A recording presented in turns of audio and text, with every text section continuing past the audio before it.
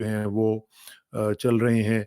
ये मामला जो है ये किस तरफ जा रहा है इसका ज़रा तजिया करेंगे। साथ-साथ जो सियासी मंज़रनामा है उसमें क्या चीज़ें चल रही हैं। एमक्यूएम के जो जनाब मुस्तफ़ा साहब हैं उनकी एक वीडियो भी लीक हुई है। वो क्या कहना चाह रहे हैं। इसी तरह बाकी मामलात हैं। मरियम साहिबा जो हैं उनका चीफ मिनिस्टर का दौर जो है वो शुरू हो चुका हुआ है। तो कुछ लोग उनको थीफ मिनिस्टर कह रहे हैं वैसे, कुछ लोग मैडम चीफ मिनिस्टर, कुछ लोग मैडम थीफ मिनिस्टर कह रहे हैं। तो ये मुख्तलिफ चीज़ें चल रही हैं, इसका सब चीज़ों का तजिया करते हैं और हमें जॉइन कर रहे हैं लाहौर से सीनियर सहाफ़ी जनाब शोएब मरगूब साहब, उनसे बात करेंगे जी। शोएब भाई अस्सलाम वालेकुम जी। वालेकुम अस्सलाम, कैसे हैं आप? बहुत-बहुत शुक्रिया शोएब भाई, बहुत शुक्रिया अल्हम्दुलिल्लाह। मेरा ख़्याल है कि ज़रा थोड़ा-सा पहले बात कर लेते हैं, ये जो वीडियो लीक हुई है मुस्तफ़ा साहब की, वो क्या कह रही है और उसमें ये वीडियो लीक कैसे हो गई है? और वो तो काफ़ी बड़ा एक झटका लगा है उनको ये सुन के कि पीपल्स पार्टी उनके बारे में क्या रवैया रख रही है और क्या उनकी ओपिनियन है? जी, बिल्कुल देखिए, मैं एक शुरू दिन से बात कह रहा हूँ कि जब कोई ग्रुप ज़्यादा ताकतवर हो जाता है, जब फ़िरौन या नमरूद बहुत ताकतवर हो गए थे, तो उनके अंदर फूट पड़ गई थी। अभी हाँ, ये मुस्तफ़ा कमाल साहब की वीडियो जो है, खुद मुस्तफ़ा कमाल साहब ने ये ऑन किया है कि उनके अंदर फूट है। अच्छा, अब उन्होंने इस वीडियो की लीकेज में ज़िम्मेदार करार दिया है एमक्यूएम लंदन को। ज़ाहिर है अच्छा। किसी को तो कुर्बानी का बकरा बनाना था। उन्होंने कहा ये कि उनका हुँ, एमक्यूएम लंदन का कोई स्पाई अंदर मौजूद था, एजेंट था, जासूस था, जिसने हमारी वीडियो रिकॉर्ड क्यों लीक कर दी और हमने हुँ, उसको काबू कर लिया है, तो अब हमारा फ्यूचर लीक नहीं होगा यानी लीकेज फ्यूचर में नहीं होगी।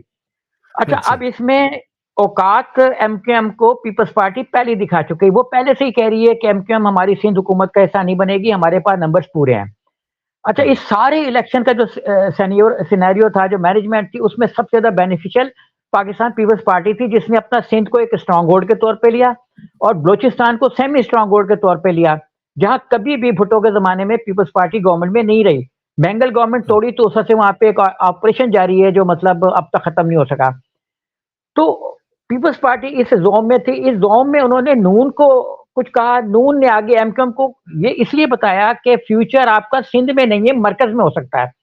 साथ हुँ, ही नून ने ये कह के उनको ये मैसेज कन्वे किया कि आप हमारे ऊपर डिपेंडेंट रहें, मतलब ताकि हमसे ना भागे, मरकज़ मजबूत रहे। हमारे ऊपर डिपेंडेंट रहें क्योंकि पीपल्स पार्टी आपको आँखें दिखा रही है। हुँ, दानिस्ता तौर पर शहबाज शरीफ साहब या जो भी मीटिंग में थे, उन्होंने ये बात दानिस्ता तौर पे बताई ताकि वो डिपेंडेंसी उनकी नून पर बढ़ जाए और मरकज़ को 16-17 अरकान की एक स्ट्रॉन्ग स्ट्रेंथ हाँ, हासिल रहे, क्योंकि एमक्यूएम का दूसरा रास्ता उन्होंने बंद कर दिया, जो मतलब पीपल्स पार्टी की तरफ दरवाज़ा खुलता था, उस पे बहुत बड़ा नो एंट्री का बोर्ड लग गया। तो हुँ, अब ये कह के साथ ही इस वीडियो में हमें ये भी पता लगा कि ये एक 60-50% का तो खुद ये ओन कर रहे हैं कि रिगिंग हुई है, ओन कर रहे हैं। लेकिन हाँ, मतलब हाँ, पीपल्स पार्टी वाले और नून लीग वाले, जब नून लीग आगे कोई मैसेज कन्वे कर रही है तो ऑन करती है, तो कन्वे करती है ना। तो उसने बिल्कुल, ये बिल्कुल। एक्सेप्ट कर लिया कि हमारी जो अपना कम से कम रिगिंग का मार्जिन है वो 50 टू 60% है। यानी अगर उनके पंजाब में मरियम साहिबा को 220 वोट मिले हैं, तो एक्चुअली ये एक्चुअल वोट जो है ये 90 से ज़्यादा नहीं है, उससे एक्सीड नहीं करते सूबे में और इतने ही हुँ, वोट पीटीआई कह रही है कि हमारी रिगिंग हुई है। अच्छा, इसी तरह मरकज़ में हो जाता है, तो डिपेंडेंसी बढ़ाने के लिए उन्होंने ये नुकता लीक आउट कर दिया, बाकी उन्होंने एमक्यूएम को इतना एतमाद में लेने की कोशिश नहीं की। जहाँ भी मुज़ाकरात हुए रात के अंधेरे में, एक हाँ, तो देखें ना, जमहूरियत पाकिस्तान की पनप रही है रात हाँ, के अंधेरे में। हाँ, तो हाँ, ये मतलब एक अच्छी जमहूरियत है जो रात के अंधेरे में पनप रही है। अब इसमें ये कि उन्होंने अपना ये कह के रात के अंधेरे में अब ये दलील देने की कोशिश की कि ये पीपल्स पार्टी का नुक्ता नज़र है और वो तो शुरू दिन से कह रही है। लेकिन कोई आदमी कोई नुक्ता हुँ, नज़र को ओन करता है तो उसको आगे सेल करता है। इसका मतलब ये है कि एक्सेप्टेंस इनके अंदर पाई जाती है और यही इनके खिलाफ चार्जशीट है। और चूँकि ये ग्रुप बहुत ठीक है। स्ट्रॉन्ग हो गया, तो अब इसके हुँ, राह नहीं थी अंदर से इसके ब्लास्ट होने की। जी। ये सही बात है, बिल्कुल सही कह रहे हैं आप। अच्छा ये जो सदर मुमलिकत का मामला चल रहा है और कौमी असम्बली के इजलास के हवाले से ब खबरें चल रही हैं, उन्होंने अभी तक उसको कॉल नहीं किया है। खबरें ये हैं कि स्पीकर जो हैं वो खुद उसको कॉल कर लेंगे।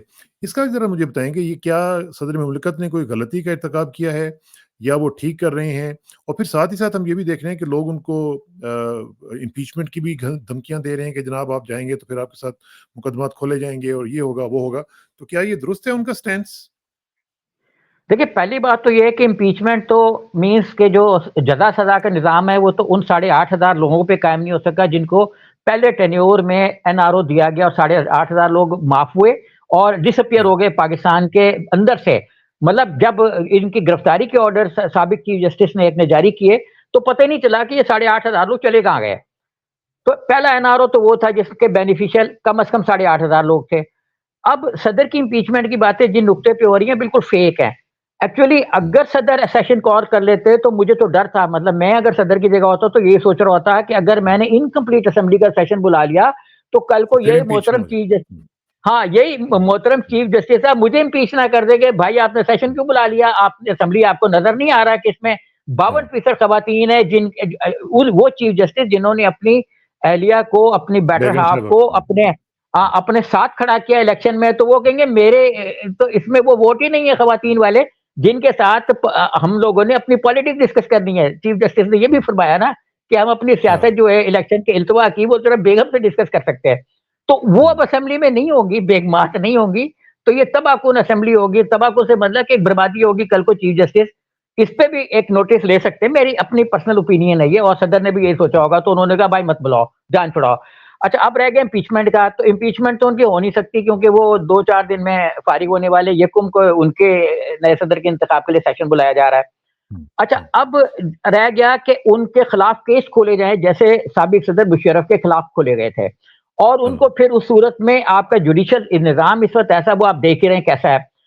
और जी हाँ। इसको मैं लिंक करना चाहूंगा उस जुडिशल निज़ाम से जो 1977 में जनरल ज़िया-उल-हक ने कायम किया था पीसीओ जजेस के ज़ेर साया।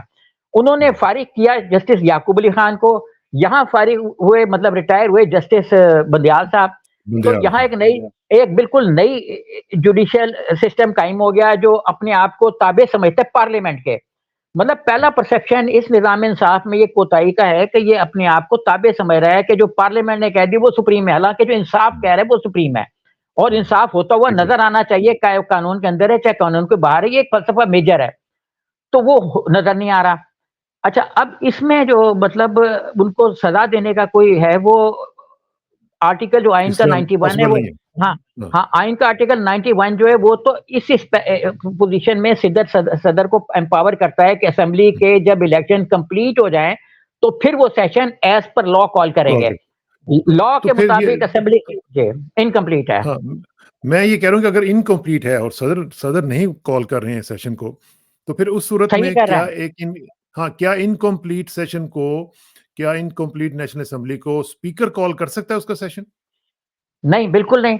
देखिए, स्पीकर जो पावर सदर के पास नहीं है, वो स्पीकर के पास कहाँ से आ गई, जो फ्यूचर का हाँ, कभी-कभार कायम-मकाम सदर बन सकता है। तो एक हाँ, मुतवक्को कायम-मकाम सदर वो इख्तियारात इस्तेमाल ही नहीं कर सकता।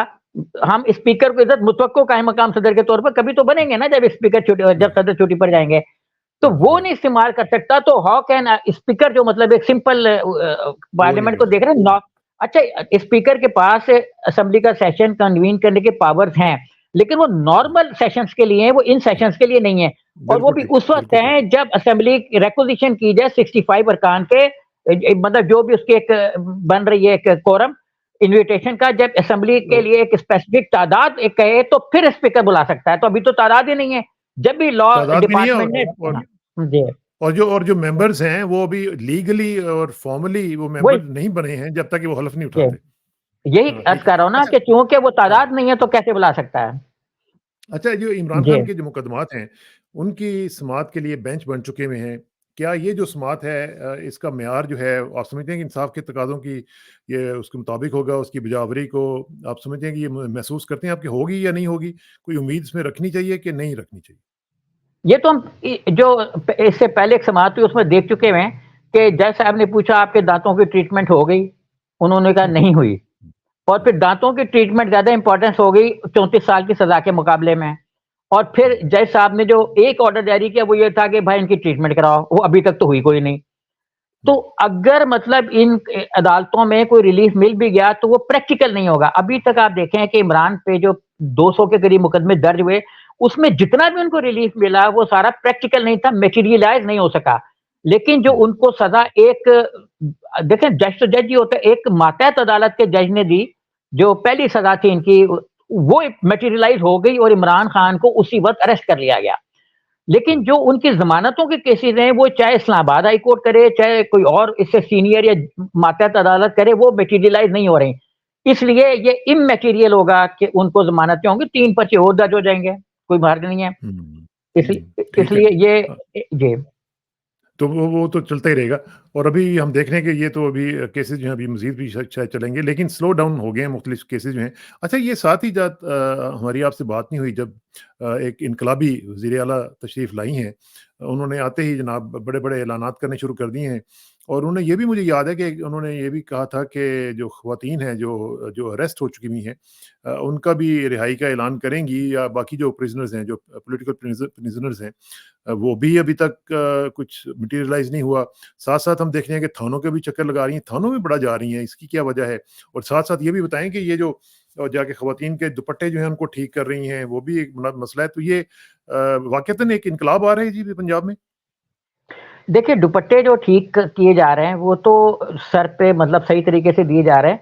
वो तो उस वक़्त लोग उसको मानेंगे ना जब जिन लोगों के दुपट्टे सरों से खींचे गए हैं एक हुँ, अपना तवील अरसे में 9 मई के बाद से, उन दुपट्टों को सरों पे रखेंगी, तो फिर ये दुपट्टे लोग मानेंगे और ये बताने की ज़रूरत नहीं होगी कि हम चादर और चारदीवारी का एहतराम कर रहे हैं। तो हुँ, चादर और चारदीवारी का एहतराम यहाँ उतना ही है जितना हम ज़ुबान से कह दें कि मैं बड़ी कानून के मुताबिक चलूँगा, तो वो हुँ, चलूँ ना चलूँ ये मेरे उससे फ़र्क नहीं पड़ेगा।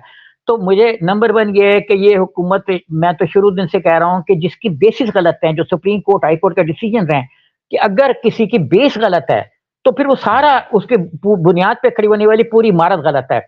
अच्छा, और तमाम इस्लाम फैसले भी में गलत। हाँ, जी, इस्लाम में झूठ को उम्मुल ख़बाइस इसलिए करार दिया गया है कि वो पूरी इमारत तामीर कर देती है मुख़्तलिफ़ तरह के झूठों की। एक ये झूठ, वो झूठ, इसको बचाने के लिए वो झूठ, उसको बचाने के लिए बी झूठ, सी झूठ, डी झूठ। तो ये झूठ की जो इमारतें इस वक़्त तामीर हो रही हैं, वो एक उसकी बुनियाद गलत है। लिहाज़ा इसकी बुनियाद पर अगर कोई अच्छा काम भी होगा, तो वो भी उसके भी जो सम्राट हैं, वो अच्छे नहीं निकलेंगे, जो मतलब एक परसेप्शन है बाकायदा, उसके तहत। तो मैं इन हुकूमत से कोई उम्मीद नहीं रखता। थाने-वाने जो है ना, ये इमैटीरियल है, ये लेट द एसएचओ डिसाइड कि उसने क्या करना है। एसएसपी को वैसे खींचे, आईजी को खींचे।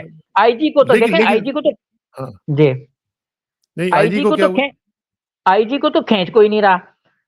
हुँ, एसएसपी से भी कुछ नहीं हो रही और वो एक थाने में चली गई। ऐसा अचानक छापा मारा जिसमें सबको माइक भी फिट हुए हुए थे, कैमरे भी फिट हुए हुए थे हुँ, और सारे ऑफिसर भी विराजमान थे। हुँ, देखिए, छापा तो वो होता है हाँ, जब जाएँ तो कुर्सियाँ उल्टी पड़ी हों, कोई पानी पी रहा हो, कोई हाँ, खाना खा रहा हो।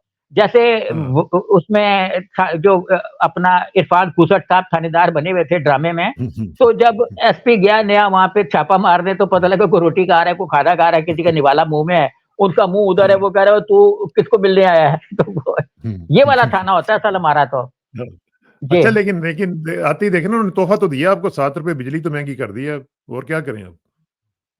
देखिए, पाकिस्तान की अवाम ने तो क्या जिन्होंने वोट डाले उन्होंने, अवाम ने तो वोट नहीं डाले। तो जिन्होंने वोट डाले उन्होंने ये नहीं सोचा कि मंशूर में इनके लिखा हुआ है कि हम नेपरा के जो बिजली रेट्स हैं मुफ्त। उनको अनाउंस करेंगे। नेपरा हुँ, के रेट्स की अनाउंसमेंट का मतलब ये है कि जितने पैसे बिजली कंपनियाँ माँगेंगी उतने हम उनको दे देंगे। तो हुँ, अब बिजली कंपनियों ने ₹7 5 पैसे माँगे, उन्होंने दे दिए। इसका 70 अरब रुपए का बजट पड़ेगा अवाम के बोझ पे। अब ये हुँ, सोचें कि ये 70 अरब रुपए कहाँ से देंगे? अभी मैं आपको एक और तबाहकुन फैसला बता दूँ जो आने वाला है। आप जी, देखें कि इस हुकूमत के बरसीदार आने से पहले तमाम मीडिया में काफ़ी पैसे मीडिया को लगे। मुख्तलिफ जो ये एप्टमा-शेप्टमा के ज़ेले इदारे हैं, हुँ, इन्होंने बड़े पैसे खर्च किए कि हम तो मर गए, पिट गए, बिजली महँगी, गैस महँगी, ये महँगा, वो महँगा, इनपुट महँगा। मतलब ये है कि हाँ, अब आते ही उन्होंने ये सबक पढ़ा दिया है इन लोगों को कि आपने माफ़ीनामा देना है बिजली के रेट्स कम करने हमारे लिए। पहले भी आप हुँ, देखें कि मगरमच्छ कंपनियों के लिए इवन इमरान खान के दौर में भी ₹5 फी यूनिट सस्ता किया गया था, ये कह के कि जी एक्सपोर्ट करेंगे। तो एक्सपोर्ट तो हुई कोई नहीं, उसको रिलीफ मिला कोई नहीं, लेकिन वो बजट जो ₹5 का रिलीफ दिया वो मैंने और आपने अपनी जेब से अदा किया। तो ये सूरत-ए-हाल अब भी होगी कि हम मगरमच्छों को पालने के लिए वो लोग पैसे देंगे ₹5 का, क्योंकि जो आईएमएफ के साथ हुँ, मुआहिदा हुआ उसमें ये था कि हुकूमत अपने खीसे से यानी हाँ, अपनी जेब से जो है जेब से उसमें से कोई पैसा नहीं निकालेगी किसी को रिलीफ देने के लिए। जो भी देना है वो एक आम आदमी से लेके बड़े आदमी को देना है या आम आदमी से लेके गरीब-तरीन आदमी को देना है। हम वो गरीब-तरीन तो नहीं आदमी हुआ। के लिए तो देने को तैयार हैं, लेकिन हम मियाँ मोहम्मद मंशा को देने के लिए तैयार नहीं हैं। हाँ, ये सही बात है। अच्छा ये जो इनका वज़ारत आला का हलफ़ उठाना और ये सारा जो प्रोसेस हुआ है, उसपे भी कई लोग उँगलियाँ उठा रहे हैं। मसलन सब्तान खान साहब जो स्पीकर थे साबिक, जिस तरीके से उन्होंने इसको कंडक्ट किया है और कहा जा रहा है कि उनको तकरीबन हिरासत में रखा गया हुआ था। एक पुलिस अफ़सर जो था, वो ज़बरदस्ती उनके साथ अटैच हुआ हुआ था और वो ज़बरदस्ती उनसे ये जो कुछ कर रहे थे, वो करवा रहा था। तो ये अगर गन पॉइंट पे इस तरह के इंतखाबात हुए हैं, तो उनकी लीगल वैल्यू क्या है, पॉलिटिकल वैल्यू क्या है और अवाम की नज़र में उनकी क्या फिर रेलेवेंस रह जाती है? जी। देखें, पॉलिटिकल वैल्यू और अवाम की नज़र में वैल्यू तो ठेंगा है। अवाम ने हुँ, दिखाया है ना 8 फरवरी को, और 9 हुँ, फरवरी को ये ठेंगा जो ये अंगूठे में और बैलेट में तब्दील हो गया। 15-15 हज़ार वोट सिर्फ पीटीआई मेंबरान के रिजेक्ट हो गए और फिर 15-15 हज़ार वोटों से जीत भी गए इनके नून लीग के लोग। या मतलब 16 एमक्यूएम के बकौल मुस्तफ़ा कमाल के, पीपल्स पार्टी के बकौल 16 उनके थे, 60% हाँ, पीपल्स पार्टी और 60% नून लीग के। अब ये हुआ कि ये एक्चुअली जो ठेंगे की बुनियाद पे हुकूमत कायम हुई है, इसको अवाम ठेंगे दिखाएँगे, इसकी चूँकि रेट कोई नहीं है। अब आप देखें हाँ। कि एक चीज़ पाकिस्तान में बहुत कम डिस्कस हुई है, वो है अमरीकी जो एक कांग्रेसमैन है, टेक्सास से, ऑस्टिन से, जी हाँ, उनकी एक ग्रेग अपील, क्रास्ट। एक हाँ, हाँ, ग्रेग क्रास या कैसर जो भी हाँ, उनका नाम हाँ, है, हाँ, कसार जो भी हाँ, उनके। हाँ, अच्छा, कसार। ये वही मेंबर पार्लियामेंट हैं जिन्होंने 9 8 दीगर अरकान के साथ मिलके पहले भी पाकिस्तान के इलेक्शन पहले पे भी किया था। इतराज़ होता। अच्छा, पिछले इससे नवंबर पहले में मैं किया था उन्होंने। जी, अब मैं इस पे आपको एक और थोड़ा-सा बता दूँ कि कल को कहेंगे जी पाकिस्तान में इमरान खान को एक अमरीकी मुदाखलत के का रास्ता मिल गया। जी, अमरीकी तो इमरान खान को सपोर्ट कर रहे हैं। एक्चुअली ये हुँ, सारे वो लोग हैं जो दुनिया भर में इंसानी हकूक पे अपना प्रोटेस्ट कर रहे हैं। ये हुँ, एक्चुअली मैक्सिकन जिनको कहते हैं ना, इनकी जो बाय बर्थ ये मैक्सिकन है, निजात हैं। हुँ, तो और ये और हमेशा से पाकिस्तान में ही भी रहे इन हैं। हाँ, अगर आप इनकी देखें ना तो सारी की सारी जितने भी इन्होंने बिल पेश किए हैं, जितनी भी इनकी डिबेट्स हैं, वो लेबर के हक में है, इमिग्रेंट्स के हक में है, हुँ, जो कुचले हुए तबकात हैं उनके हक में है। इसी तरह जो बाकी इल्हान उमर हैं या और लोग हैं, इन सब की जो एक हिस्ट्री है वो जो एक किलिंग करने वाले तबकात हैं, जैसे इज़राइल हो गया या इस तरह के हुँ, और हुँ, लोग हो गए, उनके खिलाफ है।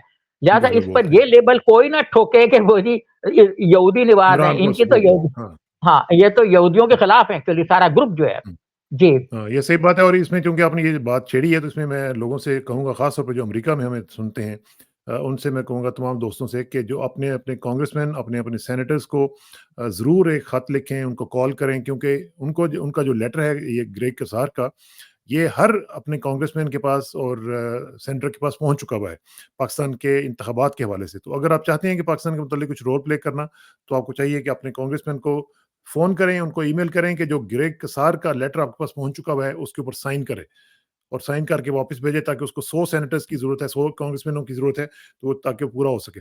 अच्छा जी, कमिंग बैक टू द अच्छा, इंटरनल मैं पॉलिटिक्स। जी, थोड़ा-सा मैं हाँ, इसमें हाँ, ऐड कर दूँ जी, कि इस वक़्त जब हम डिस्कशन कर रहे हैं तो कोई तकरीबन 19 लाख के करीब पिटीशंस जा चुकी हुई हैं। और हुँ, में अपना इसको तकरीबन 10 मिलियन अगर पिटीशंस मुख्तलिफ उसमें एक लाख-लाख में हो जाती हैं, तो ये वैसे भी बाउंड हो जाएगी गवर्नमेंट जो है वो इसको ज़ेर बहस हाँ, लाने इसको में। सुने। 19 हाँ, लाख हो गए, 2, 4, 5, 10 दिनों में ये मेरा ख़्याल है कि 1 मिलियन को क्रॉस कर जाएगी और 2 10 मिलियन, मिलियन को, सॉरी। 2 हाँ, हाँ, और इसको हमारी हुकूमत जो है वो हल्का ना ले। इवन एक सेनेटर देखिए, स्टीफन सोलार्ज़ एक सेनेटर था, एक था ना ओह यस! जिसने हाँ, बिल्कुल। पाकिस्तान पे तमाम पाबंदियाँ लगवा दी थी 1998 में जब उस वो हुँ, खड़े हुए थे। तो बिल्कुल, एक बिल्कुल, बिल्कुल। सेनेटर जो है ना, जैसे वो है ना कि एक मच्छर तो वो एक सेनेटर को कम ना हुँ, समझे। हुँ। जी। हाँ, ठीक बात है। अच्छा जी, ज़रा पीटीआई के जो अरकान हैं, उन्होंने बड़ा ज़बरदस्त एक ऑफ़र किया है। उन्होंने कहा जी कि हम अपने जो फ़ॉर्म 45 है, हम लेके आ जाते हैं, कुरान पाक के ऊपर उनको रखते हैं। नून लीग के जो जीते हुए सो कॉल्ड 45, 47 वाले जो लोग हैं, वो भी अपने फ़ॉर्म 45 ले आएँ और उसके ऊपर उनको आके उठा लें, तो हम चले जाएँगे, अपना विथड्रॉ कर लेंगे सारा कुछ। तो ये कैसी प्रपोज़ल है जी? अच्छा, प्रपोज़ल तो टेक्निकली बिल्कुल सही है क्योंकि हमारे नज़दीक जैसे है ना देहात में सोगन खाना थाने में जाएँ और सोगन खाएँ तो चोरी का पर्चा हुँ, खत्म हो जाता है, चाहे चोर क्यों ना हो। लेकिन हुँ, ये मॉरली जो हम जिस मॉरल के वैल्यू के जिस दौर से गुज़र रहे हैं, जिस गिरावट में हम का शिकार हैं, अगर उसको देखें तो रोज़ाना ही अदालतों में अगर फ़र्ज़ कीजिए 1 लाख मुकदमात की समाअत हो रही है रोज़ाना, तो हुँ, 1 लाख कुरान पाक झूठे उठाए जा रहे हैं, झूठी कस्में खाई जा रही हैं। तो मुझे हुँ, तो डर है कि ये मामला बड़ा रिस्की है। ये 100 लोग आ जाएँगे और कह देंगे हमारे फॉर्म 45 असली है और दिखाएँगे भी नहीं, क्योंकि दिखाना थोड़ी है उसमें, हाँ, उसमें तो रखना है। हाँ, तो ये वो इसलिए जो ये एक बड़ा एक रिस्की कर्नल है। था एक जो कर्नल था रिटायर्ड वो जिसने कि ला इलाहा इल्लल्लाह पढ़ के तो किया था और दूसरे दिन वो जाके मरियम को मिल गया था। ये इस तरह के लोग भी तो हैं ना जी। हमारे और जी, अल्लाह जी, ताला जी, जी, इनको क्योंकि इमरान खान ने देखें जो 10 लोग या वसीम कादिर जो नेशनल असेंबली के फ्लोर क्रॉस कर गए, पहले उन्होंने एक हुँ, जिसको कहते हैं ना कि क्रेडिट हासिल किया कि मैं पहला आदमी हूँ, I am the hmm, first जैसे हाँ, फर्स्ट पहला होता है ना, कतला, तो वो बारिश हाँ, का पहला उन्होंने कतरा। फ्लोर हाँ, जी, उन्होंने फ्लोर क्रॉस किया, तो वो उन्होंने भी तो कुरान पाक पे इमरान खान को अर्ज़ दिया हुआ था कि मैं फ्लोर क्रॉस नहीं करूँगा, तो ये बड़ा रिस्की है, इससे बचें, कि ये किसी को इससे ना बचिए। कहें कि यार तो हाँ, इससे जी, बचें, ठीक है। ये अच्छा उठालेंगे। एक और इम्पोर्टेंट चीज़ जो हम देख रहे हैं वो ये है कि जो नज़र आ रहा है वो ये है कि जितने भी सूबे हैं उनमें जो हुकूमतें बनने जा रही हैं वो काफ़ी यानी वन साइडेड किस्म की होंगी, उसमें ऑपोज़िशन को इतनी बड़ी मैटर नहीं करनी जा रही है। इसी तरह सेंटर में भी हम देख रहे हैं कि कोशिश की जा रही है कि 2/3 मेजॉरिटी जो है उसको अचीव किया जाए और मेंटेन किया जाए। तो ये जो सूरत-ए-हाल बन रही है, मज़बूत हुकूमतें बनेंगी तो क्या आप समझते हैं कि कुछ इनका प्लान है कि कुछ बड़ी-बड़ी आईनी तरमीम करके कुछ मामलात को सेटल किया जाए और उसमें 8वीं तरमीम का भी 18वीं तरमीम का भी ज़िक्र आ रहा है, वो इस तरह की चीज़ें भी हो सकती हैं? जी हाँ, बिल्कुल देखें, कुछ हलकों का ये एतराज़ है कि फेडरल गवर्नमेंट ने साबका जो थी नवाज़ शरीफ की जिन्होंने अपना एनएफसी अवार्ड जारी किया था, उसमें बहुत ज़्यादा पैसा चला गया था सूबों को, उसको फंड्स को कम किया जाए। इसलिए वो अब एक ऐसी हुकूमत चाहते हैं क्योंकि उनके लिए डिफेंस के लिए और दीगर सरगर्मियों के लिए इवन पीएसडीपी के लिए फंड कम मिल रहा है और सूबों हुँ, में फंड के जाने का मतलब ये है कि फंड्स का ज़ाया होना। मैं अभी बजट देख रहा था तो सूबे पे इस वक़्त पंजाब गवर्नमेंट पे इस वक़्त 117 अरब रुपए 1717 अरब रुपए का बोझ है और हुँ, 153 बिलियन जो है वो सूबे ने कर्ज़े में अदा करने ये शायद मरियम को किसी ने बताया भी नहीं होगा। तो उनको हाँ, ये तो बताया होगा कि जोड़ा जो आप पहन के गई हैं वो 20 लाख का है, 30 लाख का है, 40 लाख का है। लेकिन ये किसी ने नहीं बताया होगा कि ये उस सूबे का में एक वज़ीर आला ने ज़ेब-ए-तन किया है। आप देखें कि एक अफ्रीकी मुल्क में ये एक पता नहीं अफ्रीकी था या नॉर्थ अमेरिकन था, जहाँ एक अपना उसकी प्रेसिडेंट की वीडियो बड़ी वायरल है, जिसमें उनको कहा कि मेरे वो खुद कह बिल्कुल, रहे हैं कि हाँ, मेरे मेयर ने कहा कि मुझे नई गाड़ी चाहिए, तो मैंने कहा कि जी, आपको नई गाड़ी नहीं मिल सकती, पब्लिक के पास फंड नहीं है, हमने डेवलपमेंट करनी है। हुँ, तो इंतज़ामिया ने ये घुमा दिया कि आपको भी नई गाड़ी चाहिए। तो हुँ, उन्होंने कहा कि मुझे क्यों चाहिए? देखिए ना, उनका मतलब था कि काना हाँ, करो इसको, इसको दो ताकि हुँ, ये हमें भी दे। तो उन्होंने हाँ, कहा कि ना मैं लूँगा यानी ना मैं खाऊँगा, ना खाने दूँगा। तो वो भी कोई इमरान खान टाइप था। तो ना खाऊँगा, ना खाने दूँगा, ना बेनिफिट लूँगा, हुँ, ना लेने दूँगा। तो हमें देखें इस तरह के चीफ मिनिस्टर की ज़रूरत है जो मतलब एक बिल्कुल सिंपल लिबास के साथ सामने आए ताकि लोगों में सिम्प्लिसिटी जन्म ले।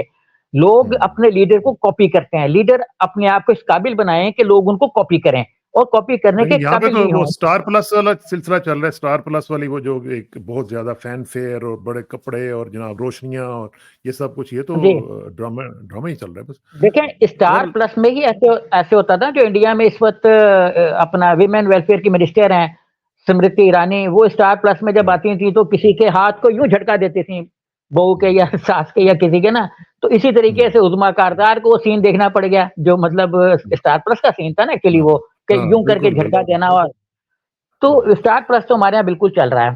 चल पे अच्छा जी। ये बताएँ कि पीटीआई इस वक़्त जो सूरत-ए-हाल हम उसके साथ देखते हैं, जो हो रही है, पंजाब में भी, वफ़ाक में भी उसमें एक लगता है कि अभी कोई लेट अप नहीं आया, कोई उसमें चेंज नहीं आ रही पॉलिसी में। तो अब पीटीआई के पास क्या ऑप्शंस क्या हैं? क्या उनके पास रास्ते हैं जिनके ऊपर चले और वो अपना मामला जो है वो ठीक कर सके? क्योंकि एक तो ये है कि कुछ लोग तो कहते हैं जी कि इनकी जो पीटीआई की जो क़यादत है पंजाब में ख़ास तौर पे वो कॉम्प्रोमाइज़्ड है। वो बाहर ही नहीं निकलते, वो डरे हुए हैं। तो क्या इस तरह की चीज़ें चल रही हैं, पीटीआई के अंदर कुछ डिफरेंसेस हैं, क्या मामलात क्या चल रहे हैं जी? या ये भी हो सकता है कि कुछ लोग कहते हैं कि एस्टेब्लिशमेंट के कुछ मोल्स जो हैं, जो उनके टाउट्स हैं, वो अंदर दाखिल हो चुके हैं? देखिए, ये शक व शुबात तो हमारे तो सरिश्त में दाखिल है कि अगर आप ए बोलेंगे तब भी शक होगा, बी बोलेंगे तब भी शक होगा। तो एक्चुअली पंजाब में ये हुआ है कि यहाँ बहुत जिसको कहते हैं ना एक कॉमन मैन ने इलेक्शन लड़ा है, जैसे एक आदमी ने साइकिल बेची थी तो उसको टिकट मिल गया और वो इलेक्ट भी हो गया।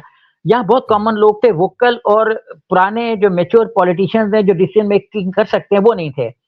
अब यहाँ मतलब गवर्नमेंट ने मतलब जो भी इलेक्शन को मैनेज कर रही थी, उसने इस चीज़ का पूरा इंतज़ाम किया कि पंजाब जैसे सूबे में कोई बड़ा और अच्छा लीडर पीटीआई में ना आ सके। आप देखें सबको या तो उन्होंने 67 केसेज़ जो थे उसमें 67 को बाहर किया, फिर उन्होंने बड़े लोगों के फॉर्म छीने। तो पंजाब के इस वक़्त इलेक्शन जो सूबाई असेंबली है उसमें बड़े लोग नहीं हैं। जो मतलब अपने तौर पे कोई माज़ी को देखते हुए, कोई फ्यूचर को देखते हुए डिसीजंस ले सकें। डिसीजन मीन्स कि बायकॉट करना है, नहीं करना, किस मरहले पे क्या एक्शन लेना है, ये उनमें एक पॉलिटिकल इतनी नहीं है अवेयरनेस के उनको उन्होंने क्या एक्शन लेना है। इन लोगों पे हम शक नहीं कर सकते। अच्छा, जो खवातीन की सीट थी, उस पे जो नॉमिनेशंस थी, वो बहुत ताकतवर खवातीन की थी। हाँ, वो मैं हाँ, फिर कहूँगा ताकतवर खवातीन की थी और एक लेडी चीफ मिनिस्टर का मुकाबला करने के लिए मेल अपना ऑपोज़िशन की बजाय फीमेल हाँ, ऑपोज़िशन ज़्यादा मौसर रहती। उसका ठीक बात रास्ता है। उन्होंने पंजाब में एक आधी असेंबली के हल्फ करवा के तो बनवा दिया है। तो ये हुँ, इसलिए हम कह सकते हैं कि लीडरलेस पंजाब असेंबली है, लेकिन ये ठीक हो जाएगी। अभी आप देखें कि हुँ, 2-3 लोगों ने बड़ा टफ टाइम दिया इवन सफ्तान खान साहब को, वो तो चूँकि आपने जो पीछे सवाल किया था थोड़ा-सा वो दायमा हो गया कि उस वक़्त एक हुँ, सीनियर पुलिस ऑफिसर उनके कमरे में मौजूद थे हथकड़ियाँ लेकर और हाँ, उन वो हथकड़ियाँ दिखाकर उन्होंने कहा था कि इमरान खान पे ये कहा तो नहीं लेकिन मतलब यही था कि अगर इमरान खान जैसे लीडर पे एक पौने 200 के करीब पर्चे हो सकते हैं, तो आप भला किस खेत की हुँ, मूली हैं। तो जो हाँ, आदमी 2 दिन भी किसी ओहदे पे रह गया हो, उसके ऊपर आप 500 मुकदमा तो खड़े-खड़े बना सकते हैं। खड़े-खड़े बना सकते बिल्कुल, हैं, आपके उसके मातहत हुँ, किसी को भी खड़ा करके कर सकते हैं। तो एक हाँ, तो सफ्तान खान को हथकड़ियाँ दिखाई गईं, दूसरा सफ्तान खान के साथ जो एक लीगल टीम होती है, उसको एकदम हटा लिया गया, हालाँकि उनको पीछे बैठना चाहिए था और उनको अवेयरनेस हुँ, देना चाहिए थी स्पीकर को कि आपने ठीक इसका बात है। जवाब ये देना है। तो ये हुँ, सीन हुआ था उनके साथ बेचारों के साथ। ठीक है, ठीक है। अच्छा जी। आखिर में ज़रा एक बताएँ कि ये जो शहबाज़ शरीफ साहब हैं ज़ाहिर है कि अब लगता यूँ ही है कि वो हुकूमत बना लेंगे और हुकूमत जो उनकी होगी वो कैसी होगी उसके बारे में ज़रा थोड़ा-सा बताएँ? और क्या जो उम्मीदें लगाई जा रही हैं उनसे और मुख्तलिफ़ हलकों को उनसे काफ़ी उम्मीदें भी हैं, तो क्या वो उन उम्मीदों पे पूरा उतर सकेंगे? देखें, बिलियनियर से आप ये तवक्को तो कर सकते हैं कि वो एक्टिवा को रिलीफ़ देगा। बिलियनियर से आप ये तवक्को कर सकते हैं कि वो मियाँ मंशा को रिलीफ़ देगा। बिलियनियर से आप ये तवक्को कर सकते हैं कि वो एनर्जी कंपनीज़ को रिलीफ़ देगा। आप देखें तो लोड शेडिंग फिर शुरू होगी है, गर्मियाँ आने वाली हैं और पहला झटका बिजली का जो है आवाम को लगा है वो 1100 वॉल्ट का है, जो मतलब ₹7 5 पैसे फ़ी यूनिट बढ़ा है, 70 अरब रुपए के करीब हमारी जेबों से निकलेंगे। तो ये तवक्को आप ना रखें कि वो पब्लिकों को रिलीफ़ देगी। वो मतलब लाज़मी तौर पर ये जो बिलियनियर्स की एसोसिएशनें हैं, उनको रिलीफ़ हुँ, देगी, हम उनको इनसे देंगे। कोई उम्मीद ना रखें। यहाँ मैं एक जुमला ऐड करना चाहूँगा जो बहुत ज़्यादा ज़ेर बहस आया है, जिस पे टेक्निकली कोई सही बहस नहीं हुई। वो ये था कि हाँ, इमरान खान आईएमएफ को खत लिखा है, नहीं लिखा, ये तो हाँ, बहरहाल हाँ, अभी क्लियर नहीं हुआ, लेकिन समझा जा रहा है कि लिख दिया लिखना है। चाहिए कि नहीं? हाँ, हाँ, हाँ, अब एक्चुअली इमरान खान खत लिखे या ना लिखे इमैटेरियल है। जो आईएमएफ ने डिसीजन लेना है वो लेना ही लेना है, वो उसने अपनी हुँ, उस ग्राउंड्स के बेस पे लेना है जो उसके पास मौजूद है। अच्छा हुँ, और जब हम आईएमएफ को लिख के देते हैं कि हम ये करेंगे तो हम किस मुँह से आईएमएफ को लिख के देते हैं? देखें हुँ, जब गवर्नमेंट आईएमएफ को एक वर्किंग पेपर बना के देती है जिसको अपना वो इम्प्लीमेंटेशन के डॉक्यूमेंट भी कहती है कि हम ये करेंगे, जिनको वो मुख्तलिफ तरह के नाम दे रही होती है कि ये हमारा प्लान है। तो जब हुकूमत अपना पूरा प्लान आईएमएफ को बता रही है तो ऑपोजिशन क्यों ना बताए कि भाई आप ये करें। हाँ, तो इसलिए हाँ, ये कहना, ये सोचना बिल्कुल फेक है। उनको ये आईएमएफ को हम जब बैरून मुल्क जाते हैं तो बैरून मुल्क लोगों से बातचीत करते हैं। अमेरिकी सफीर के साथ हमजा शहबाज ने और सारी अपोजिशन ने बात की, तो ये सारा फिर अगर मतलब लोकल पॉलिटिक्स में के बारे में किसी को खत हुँ, लिखना इलीगल है तो इन तो सफीरों से किसी भी गैर मुल्क से मिलना गलत होगा। हाँ, लेकिन ये गलत नहीं ठीक होता, बिल्कुल सही है। हुँ, जी। मिलना चाहिए। चलें ठीक है, इस पे इंशाल्लाह गुफ्तगू का सिलसिला जारी रहेगा, लेकिन आखिर में मैं एक चीज़ ज़रूर कहूँगा कि इमरान रियाज़ खान और असद तूर दोनों को रिहा किया जाए फ़ौरी तौर पे, क्योंकि उनका कोई जुर्म नहीं है, किसी की उन्होंने तौहीन नहीं की है और ये आज़ादी सहाफ़त के और आज़ादी इज़हार के जो मामलात हैं, उनके ऊपर मेरा ख़्याल है कि इतनी कदगनें लगाना जो है, ये कोई बेहतर नहीं होता, किसी भी हुकूमत के लिए ठीक नहीं है। सोहेब भाई बहुत-बहुत शुक्रिया, इंशाल्लाह आपसे जल्दी मुलाकात होगी जी। Thank you very much for your time. अस्सलाम वालेकुम। वालेकुम अस्सलाम।